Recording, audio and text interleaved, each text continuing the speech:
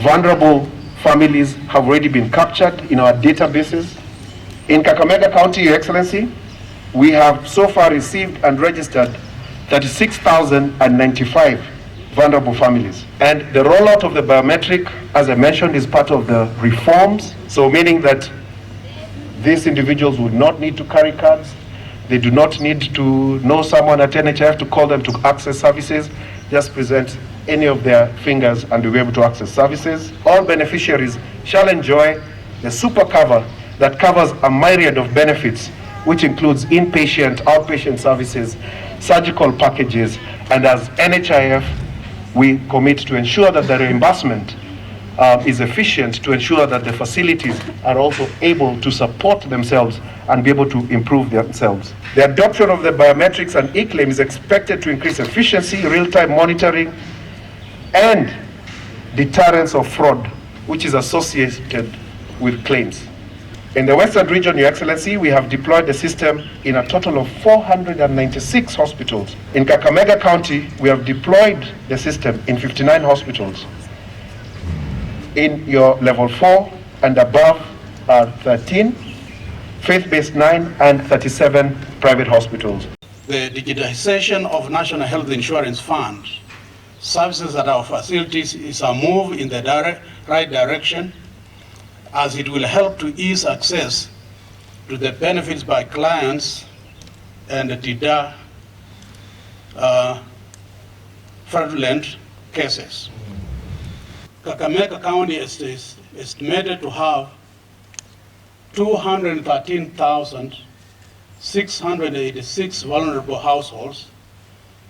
The first phase of universal health coverage scheme sponsored by the national government in the fiscal year 2020-2021 is supporting payment of NHIF premiums for 42,737 of the vulnerable households in Kakamega County at a cost of Kenya shillings 256,422,972.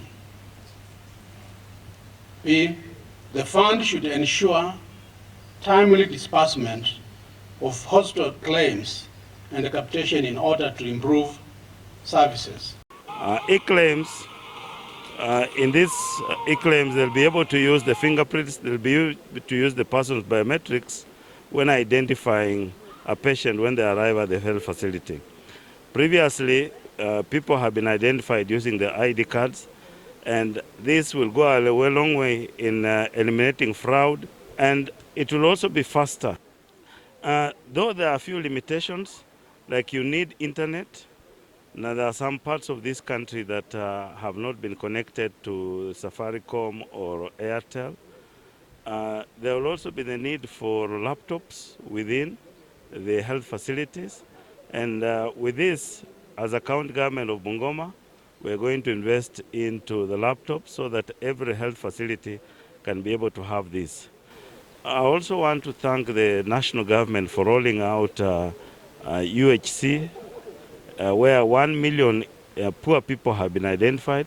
In Bungoma, we allocated 34,000 people. We've been able to submit this to NHIF, and I hope that they'll be able to process. I also want to appeal to NHIF to pay the government facilities on time, because we have had problems claiming this, and recently Linda Mama has been a problem where they have starved our health facilities. But we hope that with this new revolution, we'll be able to have claims faster. And we were given 25,482 number of beneficiaries that we ought to enlist from the indigent families. That is 20% of our 127,000 indigent families in Homa Bay County. And I can report today that we have done that enlisting that is sponsored under the national government of Kenya on the UHC Phase 1 program. It is important to note that e-claim, for a long time, we have been using the IDs, and most of the time this has been followed up with what we call fraud. This has impacted negatively on the financing system of health, you know, and we want to believe that in Homa Bay County, we will be able to really support our NHIF branch to reach out to more than just the people that have been sponsored, so that all of the Homa Bay population, which is about 1.2 million, are able to access services from our health facilities, which are about 307. NHIF also must go in and ensure that they cover all the diseases.